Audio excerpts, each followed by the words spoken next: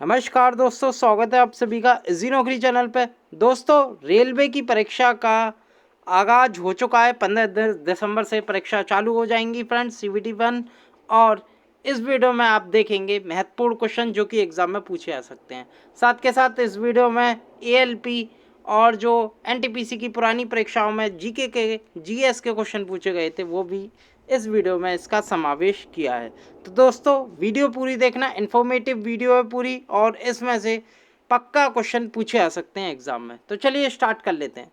अगर आप हमारे चैनल पर नए हैं तो इजी नौकरी चैनल को सब्सक्राइब जरूर कीजिएगा। चलिए पहला क्वेश्चन देख लेते हैं। तो पहला क्वेश्चन है, निम्न में से किस क्षेत्र में सार्वजनिक उपलब्धि के लिए अर्जुन पुरस्कार दिया जाता है? तो अर्जुन पुरस्कार की बात है तो दोस्तों 2020 में भी अर्जुन पुरस्कार अभी बांटे गए हैं। करंट अफेयर की दृष्टि से भी इम्पोर्टेंट है। तो मैं सबसे पहले बता दूं, ये खेल में दिए जाते हैं, ठीक है, स्पोर्ट्स के क्षेत्र में दिए जाते हैं। चाहे वो राजीव गांधी खेल रत्न हो, अर्जुन पुरस्कार अलग से दिया जाता है। इसमें 15 लाख की राशि जो स्पोर्ट्समैन है उसे दी जाती है, ठीक है। दोस्तों, कुछ फैक्ट आपको याद रखने हैं। जैसे मैं कुछ नाम बताने वाला हूं जिन्हें अर्जुन पुरस्कार मिला है। मैं बता दूं फ्रेंड, जैसे ईशांत शर्मा क्रिकेट से हैं, सारे नहीं याद करने आपको। ईशांत शर्मा क्रिकेट खिलाड़ी हैं, इनको मिला है। दीप्ति शर्मा ये महिला क्रिकेट की बॉलर हैं और बैट्समैन दोनों हैं, ऑलराउंडर हैं, इन्हें भी अर्जुन अवार्ड से नवाजा गया है। और साथ के साथ चिराग शेट्टी हैं बैडमिंटन से, और दिव्या काकरन हैं। तो दोस्तों इतने इंपॉर्टेंट नहीं है, आप ईशांत शर्मा और दीप्ति शर्मा याद रख सकते हैं। इन्हें अर्जुन पुरस्कार 2020 मिला हुआ है, ठीक है, याद रखिएगा। और साथ के साथ ये और मैं बता दूं, खेल दिवस पे राजीव गांधी खेल रत्न भी अवार्ड दिए गए थे 5 खिलाड़ियों को, जिसमें फ्रेंड भारतीय क्रिकेट टीम के ओपनर रोहित शर्मा भी शामिल थे। और साथ के साथ मनिक बत्रा थी फ्रेंड्स, याद रखिएगा नाम, मनिक बत्रा। और साथ के साथ रानी रामपाल, हॉकी की रानी रामपाल, जिन्हें फ्रेंड राजीव गांधी खेल रत्न पुरस्कार से सम्मानित किया गया। और चौथी थी मरियन्नन थंगावेलु, ठीक है, मैं लिख देता हूँ, थंगावेलु, याद रखिएगा नाम, पूछे जा सकते हैं एग्जाम में। साथ के साथ विनेश फोगाट को भी मिला था राजीव गांधी खेल रत्न। तो टोटल 5 प्लेयर्स को ये अवार्ड मिला हुआ है। अभी नाम बता चुका हूँ मैं। तो सबसे पहले क्वेश्चन हमारा कंप्लीट हो गया, खेल से अर्जुन पुरस्कार संबंधित है। साथ के साथ जो अहम जानकारी थी वो भी इस वीडियो के साथ मैंने शेयर की। और खेल दिवस मनाया जाता है फ्रेंड्स कब? 29 अगस्त को मनाया जाता है हर साल, ठीक है, ध्यानचंद्र की याद में, मेजर ध्यानचंद की याद में, जो कि खेल के पिता कहे जाते हैं, उनकी याद में ये मनाया जाता है। साथ के साथ ये और बता दूं, वर्तमान में भारत के खेल मंत्री कौन है? तो वो हैं किरण रिजिजू। कौन है? किरण रिजिजू, ठीक है, याद रखिएगा, ठीक है, अरुणाचल प्रदेश इनकी कॉन्स्टिट्यूंसी है। अगला क्वेश्चन देख लेते हैं, सेंट पीटर्स बेसिलिका चर्च कहाँ स्थित है? ये NTPC पुराने पेपर में पूछा गया क्वेश्चन है, काफ़ी इंपॉर्टेंट क्वेश्चन है। तो दोस्तों ये जो स्थित है ये वेटिकन सिटी में स्थित है, ठीक है, कहाँ पे? वेटिकन सिटी में स्थित है। और ये एक देश है, यूरोप का देश है, ठीक है, छोटा देश है बहुत, वेटिकन सिटी। और यहाँ ये चर्च स्थित है, काफ़ी मशहूर चर्च है फ्रेंड्स से। और एक चीज़ और मैं बता दूं, वेटिकन सिटी की बात करें तो वेटिकन सिटी की जो कैपिटल है वो वेटिकन सिटी है, ठीक है, याद रखना। और यहाँ की जो करेंसी है वो यूरो है। क्या है? यूरो। और यहाँ के जो करंटली अभी जो प्रेसिडेंट है वो है बर्टेलो, इनका सरनेम है बर्टेलो, याद रखेगा, वैसे पूछा नहीं जा सकता, मैंने बता दिया। तो वेटिकन सिटी में ही स्थित है चर्च। अगला क्वेश्चन देख लेते हैं, बंगाल विभाजन कब हुआ?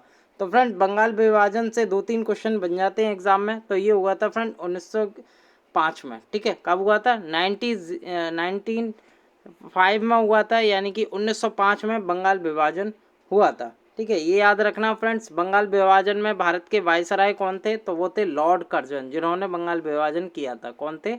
लॉर्ड कर्जन, याद रखिएगा, ठीक है। इनका जो शासनकाल था लॉर्ड कर्जन का, वो 1899 से 1905 तक ये रहे थे, ठीक है, याद रखना। और एक चीज़ और इसमें पूछी जाती है, वो मैं बता दूं क्या, बंगाल विभाजन की घोषणा कब हुई थी, अनाउंस कब हुआ था? डेट याद रखिएगा, 20 जुलाई 1905 को अनाउंस हुआ था, ये जरूर याद रखिएगा। और प्रवर्तन में कब आया, यानी कि कब से लागू हो गया? 20 जुलाई 1905 को तो तय हुआ था कि बंगाल विभाजन होगा, लेकिन कब से चालू हो गया? तो ये हुआ था फ्रेंड 16 अक्टूबर। कब? 16 अक्टूबर 1905 को ये बंगाल विभाजन हो गया, ठीक है, याद रखिएगा। 20 जुलाई को ये बताया गया कि बंगाल विभाजन हो रहा है और 16 अक्टूबर को ये हो गया बंगाल विभाजन, ठीक है। और 1911 में दोबारा से जो दिल्ली है वो राजधानी बन गई। कलकत्ता पहले राजधानी हुआ करती थी अंग्रेजों की, ठीक है, याद रखना। अगला क्वेश्चन देख लेते हैं, नोबेल पुरस्कार जीतने वाले एकमात्र भारतीय अर्थशास्त्री कौन है? तो एकमात्र की मैं बात करूं तो वह है अमर्त्य सेन। 2019 की मैं बात करूं तो अभिजीत बैनर्जी ने जीता था, जो कि भारतीय मूल के थे, यानी कि पूर्णतः भारतीय नहीं थे। तो इसमें जो सही आंसर होगा वो अमर्त्य सेन होगा, जो कि पूर्ण भारतीय हैं और अर्थशास्त्र में इन्होंने नोबेल पुरस्कार जीता था, ठीक है। 2019 का नोबेल पुरस्कार अभिजीत बैनर्जी और एशला डफलो को मिला था, जो कि इनकी वाइफ थी, याद रखिएगा फ्रेंड्स।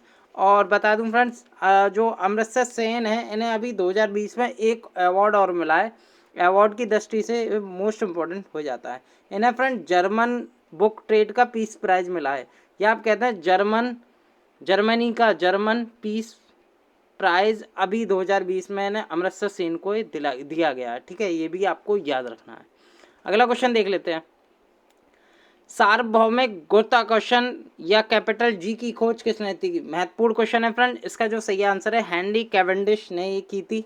और ये भी मैं बता दूं फ्रेंड, जो जी का मान होता है वो कितना होता है? वो होता है 6.67 इंटू 10 की पावर -11, ठीक है, याद रखना, ठीक है। इसके आगे यूनिट है, ये भी इंपॉर्टेंट हो जाता है। यूनिट क्या होती हैं? तो वो होती हैं न्यूटन, किलोग्राम -2 ऊपर और मीटर स्क्वायर, ठीक है। इसकी ये वो होती हैं, यूनिट होती हैं, ठीक है। तो आपको केवल क्या याद रखना है, 6.67 इंटू 10 की पावर -11 इसकी वैल्यू होती है। और किसने इजाद किया था? हेनरी कैवेंडिश ने, याद रखिएगा। अगला क्वेश्चन देख लेते हैं, कोलकाता से दिल्ली राजधानी किस वायसराय के शासन में बनी? तो दोस्तों अभी मैंने बताया था 1905 में तो बंगाल विभाजन हुआ था। 16 अक्टूबर 1905 को प्रभावी हो गया था बंगाल विभाजन और 20 जुलाई को घोषणा हुई थी 1905 में इसकी।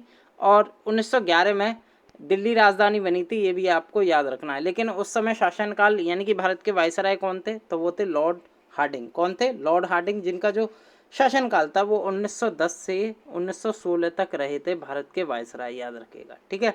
1910 से 16 के बीच रहे थे और इन्हीं की उपस्थिति में कोलकाता से दिल्ली राजधानी परिवर्तन हुआ था, लॉर्ड हार्डिंग थे जब। अगला क्वेश्चन देख लेते हैं फ्रेंड्स, कथकली किस राज्य से संबंधित है?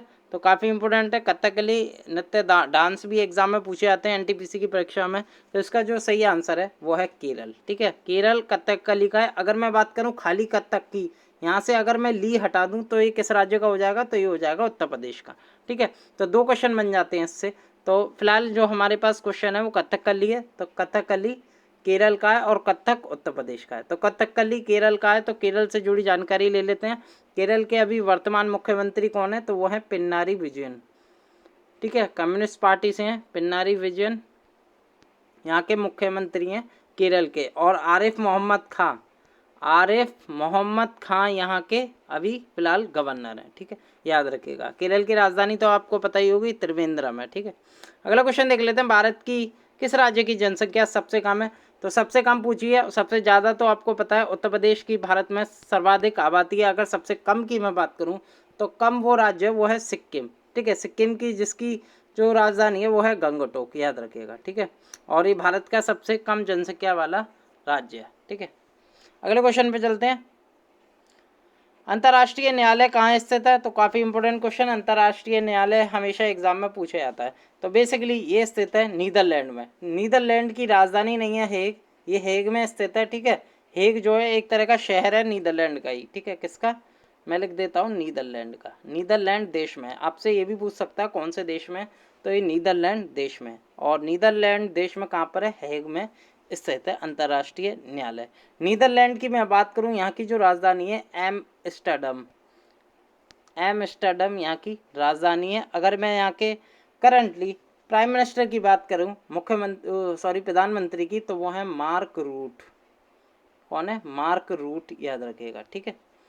अगला क्वेश्चन देख लेते हैं, पीयूष गोयल का राज्यसभा क्षेत्र कौन सा है? तो दोस्तों पीयूष गोयल जो कि भारत के रेलवे मंत्री हैं और इनका राज्यसभा क्षेत्र पूछा जाता है। करंटली ये राज्यसभा के मेंबर हैं, लोकसभा के नहीं है, ठीक है। इसलिए राज्यसभा की कंस्टिट्यूएंसी इनकी कहाँ से ये राज्यसभा क्षेत्र का चुनाव लड़ते हैं, वहाँ से जीत के आए।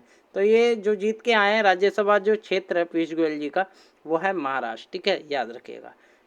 पीयूष गोयल जो कि भारत के वर्तमान अभी रेलवे मिनिस्टर है। और एक चीज़ और पूछा जाता है जो भारतीय रेलवे में कितने जोन हैं, तो टोटल 18 जोन हो गए हैं अब। और भारतीय रेलवे बोर्ड का चेयरमैन कौन है, तो वो है VK यादव या विनोद कुमार यादव, ठीक है, याद रखिएगा। और पीयूष गोयल की कंस्टिट्यूंसी क्या है, तो महाराष्ट्र है, राज्यसभा कंस्टिट्यूंसी महाराष्ट्र है। महाराष्ट्र के बारे में बात करूँ, राजधानी मुंबई है। और यहाँ के अभी जो करंटली राज्यपाल हैं वो हैं भगत सिंह कोश्यारी। कौन है, भगत सिंह कोश्यारी, ठीक है, याद रखिएगा। और यहाँ के मुख्यमंत्री कौन है, उद्धव ठाकरे, उद्धव ठाकरे, याद रखिएगा। अगले क्वेश्चन पे चलते हैं। पायरोमीटर यंत्र संबंधित है, तो पायरोमीटर किससे रिलेटेड है, एग्जाम में पूछा गया, एनटीपीसी की पुरानी परीक्षाओं में, LP में भी क्वेश्चन आया है। तो दोस्तों वो है सोलर रेडिएशन, सोलर रेडिएशन, जो कि पायरोमीटर सोलर रेडिएशन को नापता है, ठीक है, जो सनलाइट होती है उस कितना सोलर प्राप्त हो रहा है धरती पर, ये पायरोमीटर यंत्र से नापा जाता है, सोलर रेडिएशन, याद रखिएगा। गांधी जी ने कांग्रेस की अध्यक्षता करी थी, तो दोस्तों काफ़ी इंपॉर्टेंट क्वेश्चन है, कब करी थी, कहाँ करी थी, ये काफ़ी इंपॉर्टेंट हो जाता है। तो दोस्तों गांधी जी ने जो कांग्रेस की अध्यक्षता करी थी 1924 में करी थी, सन याद रखिएगा, पूछा जाता है एग्जाम में। कहाँ करी थी, बेलगांव, ठीक है, बेलगांव। बेलगांव कहाँ स्थित है, बेलगांव में एक तरह का बेलगांव गाँव है कर्नाटक में, और यहाँ कांग्रेस की अध्यक्षता करी थी गांधी जी 1924 में, याद रखिएगा। और ये बेलगांव एक ऐसा सम्मेलन था जो कि भारतीय राष्ट्रीय कांग्रेस का सबसे छोटा सम्मेलन था। जितने भी 1885 लेकर 1947 तक अधिवेशन हुए थे भारतीय राष्ट्रीय कांग्रेस के, उसमें बेलगांव जो अधिवेशन था वो सबसे छोटा था, ठीक है, याद रखिएगा, काफ़ी इंपॉर्टेंट है ये। और एक चीज़ ये और पूछी जाती है, कौन सी अधिवेशन थी, यानी कि 39वें नंबर की अधिवेशन थी, याद रखिएगा, जो गांधी जी ने ये करी थी, ठीक है, याद रखिएगा, ये इंपॉर्टेंट है। अगला क्वेश्चन देख लेते हैं, जाइलम का कार्य क्या होता है, बायोलॉजी से इंपॉर्टेंट क्वेश्चन एग्जाम में पूछा जाता है। एक होता है फ्रेंड जाइलम, एक होता है फ्लोएम। तो यहाँ पहले जाइलम का कार्य देख लेते हैं। तो जाइलम का जो बेसिक कार्य होता है, जो कि फ्रेंड जड़ से ये पौधे में जल भेजता है, ठीक है, पौधे में जल भेजना ही इसका प्रमुख काम है, ठीक है, आप ट्रिक से याद कर सकते हैं, जा से जल, ठीक है, तो ये इंपॉर्टेंट है। फ्लोएम ये होता है, तो फ्लोएम का जो मतलब होता है, फ्लोएम का जो कार्य होता है वो पौधों में खाना भेजना होता है। जाइलम की जगह अगर फ्लोएम पूछ लिया जाता तो वो होता ए ऑप्शन, ठीक है, पौधों में खाना भेजना। जाइलम है तो जा से हो गया फ्रेंड्स जल भेजना, और फ्लोएम अगर आ जाता, मैं लिख देता हूँ, फ्लोएम अगर आ जाता तो फा से चालू हो रहा है, एफ से चालू हो रहा है, तो एफ से फूड आप लिख सकते हैं, तो ये इसका सही आंसर हो जाएगा। अगला क्वेश्चन, रैम का पूरा नाम क्या, कंप्यूटर का क्वेश्चन है, एग्जाम में पूछा गया। तो रैम का जो फ्रेंड्स कभी ऐसे क्वेश्चन आए तो ऑप्शन ढंग से देख लें जब भी आंसर करें, ठीक है। तो रैम की जो फुल फॉर्म होती है वो होती है रैंडम एक्सेस मेमोरी, ये ऑप्शन देख सकते हैं, रैंडम एक्सेस मेमोरीज की पूरी फुल फॉर्म होती है रैम की। अगला क्वेश्चन देख लेते हैं, PV सिंधु के कोच कौन है फ्रेंड। कोच स्पोर्ट्स के बहुत पूछे आते हैं, RRB NTPC की परीक्षा में, चाहे ग्रुप डी की परीक्षा हो, सब में ये कोच पूछे जाते हैं। किसी का भी स्पोर्ट पर्सन का कोच पूछा जा सकता है। मैंने PV सिंधु का कोच इसलिए लिया क्योंकि हर बार एग्जाम में पूछा गया है, तो वो है पुलेला गोपीचंद, ठीक है। PV सिंधु जो कि एक फ्रेंड बैडमिंटन खिलाड़ी हैं, काफ़ी अच्छी भारत की बैडमिंटन खिलाड़ी हैं, आंध्र प्रदेश राज्य से हैं। अब तो आंध्र प्रदेश का जो हैदराबाद है वो तेलंगाना की राजधानी बन गया है, तो ये अभी फिलहाल तेलंगाना से रिलेटेड है, ठीक है। वैसे इनका जन्म हैदराबाद में हुआ था जब ये आंध्र प्रदेश का भाग था। तो PV सिंधु बैडमिंटन खिलाड़ी हैं, काफ़ी इंपॉर्टेंट। इनके जो कोच का नाम है पुलेला गोपीचंद, याद रखिएगा। साइंस का क्वेश्चन, EEG किससे संबंधित है। इलेक्ट्रिक इंसेलोग्राफ इसकी पूरी फुल फॉर्म होती है, खाली इंसेलोग्राफ आप याद रखिएगा, नाम होता है इंसेलोग्राफ, ठीक है। तो EEG किससे संबंधित है। ज़्यादातर जो स्टूडेंट है कंफ्यूज हो जाते हैं, और फ्रेंड्स ये हार्ट से करे आते हैं, हृदय से, ठीक है, तो जो कि बेहद ही गलत है, ठीक है। EEG का जो संबंध होता है वो मस्तिष्क से होता है, ठीक है, याद रखिएगा। अगर मैं पूछूं ECG किससे है, तो ECG आप हृदय से लगाएंगे, जिसमें दिल की धड़कन नोट की जाती है। एक पूछा जाता है फ्रेंड EOG किससे है, तो EOG से ओ जो है ऑप्टिकल आ जाता है, तो वो आंखों से हो जाता है, ठीक है। 3 क्वेश्चन कवर होगा इससे, EEG ECG EOG, याद रखिएगा। अगला क्वेश्चन देख लेते हैं फ्रेंड, स्टैच्यू ऑफ यूनिटी के वास्तुकार कौन है। तो ये काफ़ी इंपॉर्टेंट हो जाता है। स्टैच्यू ऑफ यूनिटी किनकी याद में बनवाया गया था। भारत के पहले जो डिप्टी प्राइम मिनिस्टर थे या उप प्रधानमंत्री थे भारत के पहले, वो थे फ्रेंड्स कौन, वल्लभ भाई पटेल, ठीक है, याद रखिएगा, वल्लभ भाई पटेल थे। और इन्हीं की याद में स्टैचू ऑफ यूनिटी बनवाया गया कहाँ पे, गुजरात में। गुजरात में कहाँ बनवाया, केवड़िया में। कहाँ पर, केवड़िया, मैं लिख देता हूँ, केवड़िया में बनाया गया। एक गुजरात का नर्मदा डिस्ट्रिक्ट है, ठीक है, नर्मदा जिला है, वहाँ ये स्टैचू ऑफ यूनिटी बनाया गया है। ये इसके वास्तुकार पूछे हैं, ये भी मैं बता दे रहा हूँ। तो इसके जो वास्तुकार हैं वो हैं राम बी सुतार जी, याद रखिएगा, पूछा जा सकता है एग्जाम में। और जो करंटली स्टैचू ऑफ यूनिटी है वो फ्रेंड्स अभी वर्ल्ड की सबसे ऊंची एक स्टैचू है, यानी कि वर्ल्ड की टॉलेस्ट स्टैचू है, जिसकी जो हाइट है 182 मीटर है, ये भी आप याद रखना। 182 मीटर और 597 फीट, ठीक है। अगर मैं मीटर में ना रख के फिट में पूछता तो 597 फीट इसकी ऊंचाई है, याद रखेगा, ये इंपॉर्टेंट है। ये भी इम्पोर्टेंट है, ये किस नदी के पास है, तो ये नर्मदा नदी के पास है। नर्मदा जिला है जहाँ ये स्टैचू स्थित है और नर्मदा नदी के पास ही स्थित है। अगला क्वेश्चन देख लेते हैं, कोरोना टेस्ट किस माध्यम से होता है। तो फ्रेंड कोरोना का पीरियड चल रहा है, कोरोना से भी क्वेश्चन एग्जाम में पूछे जा सकते हैं। तो सबसे पहले कोरोना टेस्ट किस माध्यम से होता है। तो कोरोना टेस्ट का एक टेस्ट होता है, वो है फ्रेंड RT-PCR, याद रखिएगा इस टेस्ट को, RT-PCR, ये एग्जाम में पूछा जा सकता है। RT-PCR की फुल फॉर्म भी पूछी जा सकती है। तो फ्रेंड काफ़ी कॉम्प्लिकेटेड है, मैं बोल देता हूँ। तो वो है रिवर्स ट्रांसक्रिप्शन पॉलीमरेज, ठीक है, पी से होता है पॉलीमरेज, याद रखेगा, पॉलीमरेज चेन रिएक्शन, ठीक है, CR से चेन है और R से रिएक्शन है, इतना आप याद कर सकते हैं। C और R, P हो गया पॉलीमरेज, और RT है वो है रिवर्स ट्रांसक्रिप्शन, ठीक है, याद रखेगा। तो ये RT-PCR की फुल फॉर्म होती है और कोरोना टेस्ट इस माध्यम से ही होता है, ठीक है, याद रखेगा। अगला क्वेश्चन देख लेते हैं फ्रेंड्स, भारत में जनता कर्फ्यू कब लगाया गया। तो कोरोना पीरियड में, जब कोरोना महामारी फैली थी चीन के वुहान से, तब देश में भी संकट की स्थिति हो गई थी। तो भारत के प्रधानमंत्री नरेंद्र मोदी जी ने 22 मार्च 2020 को पहला जनता कर्फ्यू लगाया। इंपॉर्टेंट है, तारीख हमेशा नोट कीजिएगा। ये जनता कर्फ्यू जो लगाया गया था नरेंद्र मोदी के द्वारा 22 मार्च और 2020 को ये लगाया गया था, याद रखिएगा, ठीक है, 22 मार्च डेट थी उस दिन। अगला क्वेश्चन देख लेते हैं, सबसे पहले प्लाज्मा बैंक की स्थापना किस राज्य में हुई। तो फ्रेंड कोरोना वायरस चल रहा है, तो एक प्लाज्मा ट्रीटमेंट काफ़ी प्रभावशाली रहा था कोरोना टेस्ट में। तो प्लाज्मा बैंक की स्थापना हुई थी सबसे पहले दिल्ली में, याद रखिएगा, दिल्ली में हुई, फिर महाराष्ट्र, फिर पश्चिम बंगाल, ऐसे हुई, लेकिन सबसे सर्वप्रथम कहाँ हुई, तो दिल्ली में हुई थी, ठीक है। दिल्ली के जो मुख्यमंत्री हैं अरविंद केजरीवाल हैं, याद रखिएगा। और बता दूं फ्रेंड, दिल्ली में कहाँ की गई इसकी स्थापना, तो एक दिल्ली में ILBS हॉस्पिटल है, याद रखिएगा। ये institute of liver and biliary science, यानी कि यकृत और पित्त विज्ञान का ये हॉस्पिटल है जहां प्लाज्मा बैंक की स्थापना की गई। ILBS हॉस्पिटल जो कि दिल्ली में स्थित है, वहीं पर प्लाज्मा बैंक की सर्वप्रथम स्थापना की गई थी। अगला क्वेश्चन, पर्यावरण दिवस 2020 की थीम क्या थी। तो काफ़ी इंपॉर्टेंट क्वेश्चन है, पर्यावरण दिवस 2020 की थीम तो एग्जाम में पूछा जा सकता है। तो पर्यावरण दिवस कब मनाया जाता है, 5 जून को मनाया जाता है। इसकी जो थीम रही थी वो रही थी जैव विविधता, ठीक है, बायोडाइवर्सिटी, याद रखिएगा, जैव विविधता थीम थी। और एक जैव विविधता दिवस भी मनाया जाता है 22 मई को, ये भी आपको याद रखना, पूछा जा सकता है। और इसकी जो थीम थी पर्यावरण दिवस की जैव विविधता थी, ठीक है। और करंटली भारत के जो पर्यावरण मंत्री हैं वो कौन है, वो हैं प्रकाश जावड़ेकर, याद रखिएगा, प्रकाश जावड़ेकर। तो फ्रेंड एक ही क्वेश्चन से कम 2 से 3 क्वेश्चन आपके कवर हो गए। भारत के वर्तमान शिक्षा मंत्री कौन है। तो दोस्तों नई शिक्षा नीति 2020 आई थी, जो कि नई शिक्षा नीति जो 1986 थी उसे हटाया गया था। अब 2020 नई शिक्षा नीति आ चुकी है, तो उसके द्वारा जो भारत का मानव संसाधन विकास मंत्रालय उसको हटा के अब शिक्षा मंत्रालय कहा जाएगा, एजुकेशन मिनिस्ट्री कहा जाएगी। और भारत के शिक्षा मंत्री अभी कौन है, तो वह है रमेश पोखरियाल, ठीक है, याद रखेगा, रमेश पोखरियाल, जो कि फ्रेंड उत्तराखंड राज्य से आते हैं और हरिद्वार इनकी लोकसभा क्षेत्र है, यहाँ से चुनाव जीत के आए हैं, हरिद्वार से, ठीक है। और भारत के अभी शिक्षा मंत्री है रमेश पोखरियाल। ये फ्रेंड उत्तराखंड के मुख्यमंत्री भी रह चुके हैं।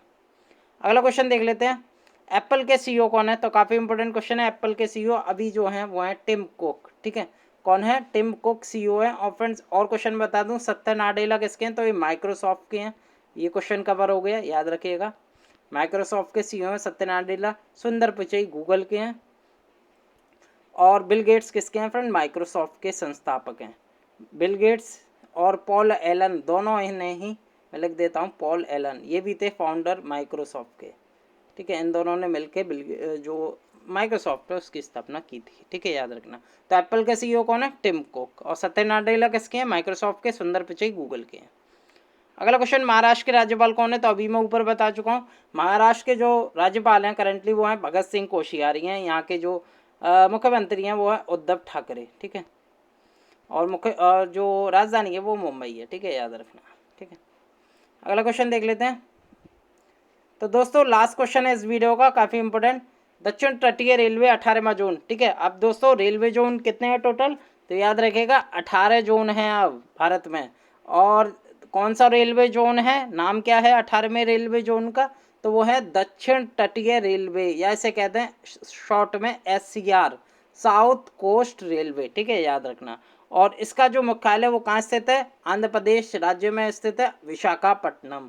कहाँ पे स्थित है? विशाखापट्टनम, याद रखिएगा। तो दोस्तों 2 से 3 चीज क्लियर हो गई एक ही क्वेश्चन से। और एक ही क्वेश्चन से नहीं, प्रत्येक क्वेश्चन जितने भी इस वीडियो में मैंने आपको समझाए, कम से कम 3 से 4 क्वेश्चन मैंने अलग से करवाए जो कि करंट अफेयर से रिलेटेड हैं और जीएस से भी रिलेटेड हैं, एग्जाम में पूछे भी जा सकते हैं। अगर दोस्तों आपको ये लेक्चर हमारा अच्छा लगा हो तो हमारे इजी नौकरी चैनल को सब्सक्राइब जरूर करें अगर आप नए हो, और बेल आइकॉन जरूर क्लिक कर लेना ताकि हमारी जो नई वीडियो आए उसका नोटिफिकेशन आपको मिल सके। साथ के साथ आप हमारे साथ टेलीग्राम पर भी जुड़ सकते हैं जहां आपको हमारी वीडियो के PDF में नोट्स प्रोवाइड किए जाते हैं, और RRB NTPC के नोट्स हों चाहे किसी भी एग्ज़ाम के नोट्स हों, सब तरह के नोट्स आपको टेलीग्राम चैनल पर प्रोवाइड किए जाते हैं। हमारे चैनल का नाम है, अगर आप हमारे चैनल पर जाएंगे टेलीग्राम पर तो आप इजी नौकरी सर्च करना टेलीग्राम पर और आपको हमारा चैनल मिल जाएगा वहाँ, ठीक है। साथ के साथ अगर आप सर्च नहीं करना चाहते तो हमारे इस वीडियो के नीचे डिस्क्रिप्शन में